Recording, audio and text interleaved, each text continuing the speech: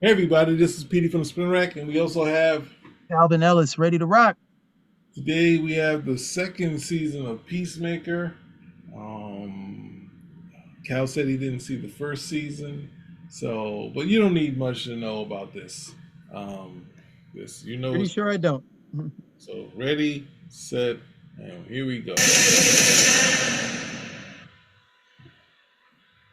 So since you come in here with bright eyes, what do you think? I think I needed to see the first season to be into this one. Obviously, there's some stuff that went on in the first season. I mean, they're alluding to it in the trailer that we saved the world. Well, I don't know any of that. And this guy, despite the skills and talents he believes he has, is being taken as a joke by the higher level players. So, yeah, I think the first season will help to explain some of that.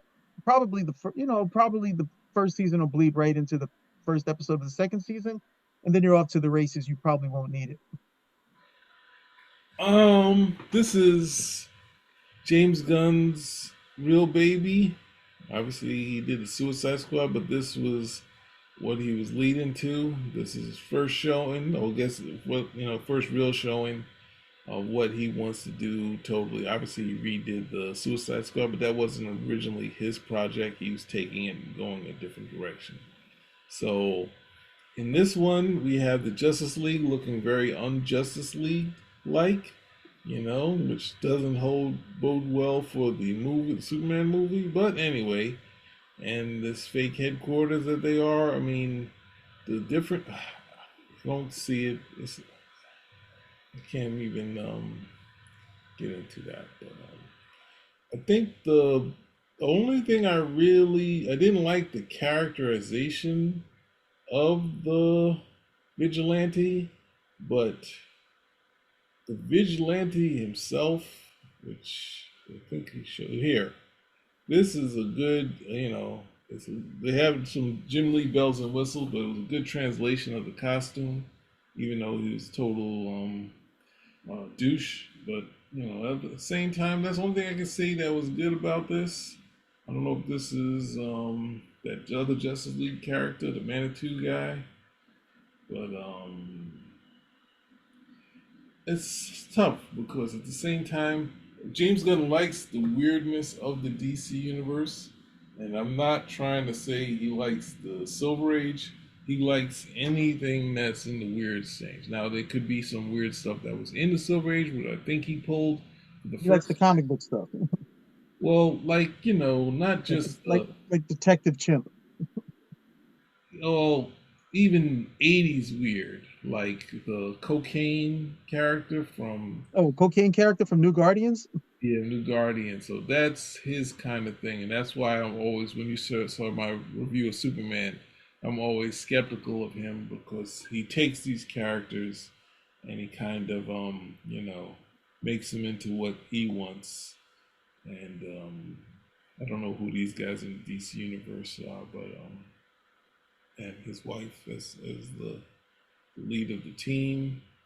And what else can I say? So yeah, they had some good parts in the first season. The one of the characters I like, but she didn't make it out of the story, so it's kind of weird. And I think they'll. It would be fun to see it, some of the characters I thought he was using were the characters from the books I found. But anyway, what else can I say about this? It just doesn't. We don't have the story yet. What's going on here? So we just see that they're kind of people skeptical on them, and we don't know who the villain is. It could be some other world stuff because at the end, this looks like. I know this is his headquarters, but how does this happen? So there you have. We have a lot of questions, and there's not a lot of info here, but say it was successful. I'm not sure. I'm not sure if I believe it was, but he's the man that they're backing, and they didn't want The Rock running the show, so they had to say that this was successful to prove why he should be doing it. Now, um, did you know that side note going to James Gunn? Did you know that there was a a script battle for the Guardians of the Galaxy. Nope. There was an original writer.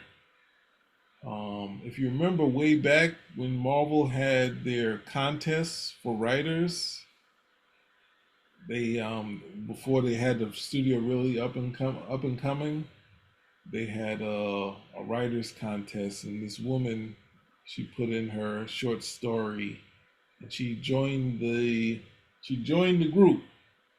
I just watched this video. She joined the group, and they said they had a whole bunch of people, young people there looking at scripts and looking at characters, and they say, "Hey, we're not you're not buying into we're not buying into buying your scripts, but you can do some R&D, some development of some of these characters if you want to. Pick whoever you want to. We may or may not make it." And she looked around and she said, "Let me do something outside of the box, something more in the Star Trek realm." So she's picked up the Guardians of the Galaxy. So she writing a script, and she wanted the original Guardians fighting Thanos.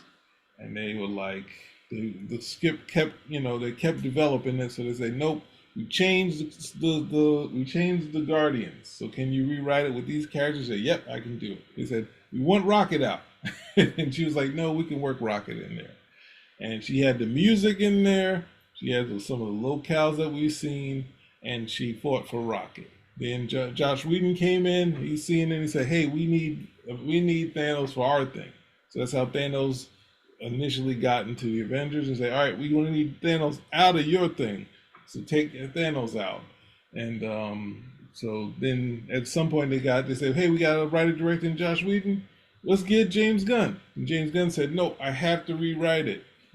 And he rewrote it, but at the same time, a lot of the key elements, he just picked different songs, and they say he tried to make the songs kind of work with the story, but it seems like some of the same songs were in there. So it was kind of like, oh, when it connected to the mother, all this other stuff. I haven't seen it, but the thing that gave him his thing is connected to this writer who doesn't have too many credits on her thing, but she was in the development stage of this project, and led to him to be this big thing now, to be the comic book guy that he is in James Gunn.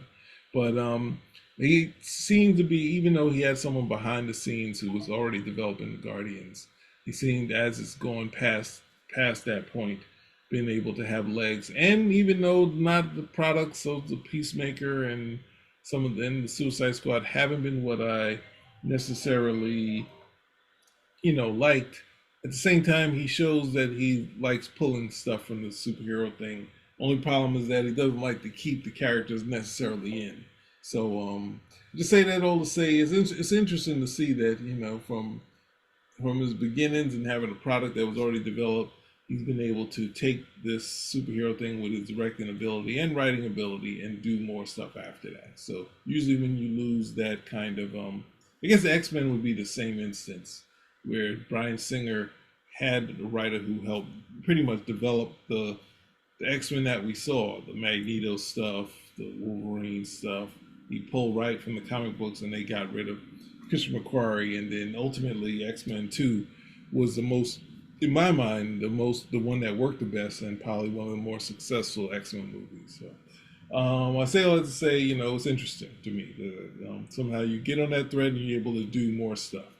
Bryan Singer was able to come back, do what's the thing, Days of the Future Past, and everyone kind of like I think he produced most of the other ones, but he did the ones that people like, the X-Men 2, the first X-Men, and what's the name. So same with James Gunn being able to do comic book stuff, but at the same time, he's really into like the weird stuff. But the Marvel stuff is easy because it's easier seeing Marvel and seeing that the second movie is kind of a FF comic book where the FF fought Ego. So he kind of formulated that into some of the elements they already had in the story of who is Star-Lord's father. So yeah. So hopefully, I don't know. I know this. I say all that to say, I know this isn't going to be my cup of tea. It's going to be silly and the ragtag bunch of what's the name of characters. We already did the Suicide Squad, so I can't support this. I'm hoping Superman is good. I say all that to say, I hope somehow the Superman movie is good, but I can't buy into this one. I'm sorry. I tried to do best I can bringing up you know, his success in Marvel and all this stuff. But I retract everything and say I don't trust this is going to be any good. It was just watchable the first time. I don't think I could sit through another season of this, even though John Cena is usually enjoyable. So, but his character's too much. Like remember, if you remember, Justice League had the Captain Glory character. He was kind of their Captain America, but he was like, kind of old fashioned, but he was like kind of stuck in the past. Yeah, Wasn't cool. So like he's kind of like this. So kind of guy who, you know, can do the fight and this, that, and the other, but he's just off a step. But not he's not this character isn't dated, but this character is just kind of off a step. And he obviously could lead into him being a crazy mass murderer, but he's still trying to do good. So I can't buy into it. I'm sorry. I'm sorry. I tried my best. I brought up as much as I could. I trailed off. I read steam, the air came out the tire. Sorry, guys. Any last words? no, All right, we're out of here. Spin rack out. hey, Goodbye. Peace. out. Later. Sorry.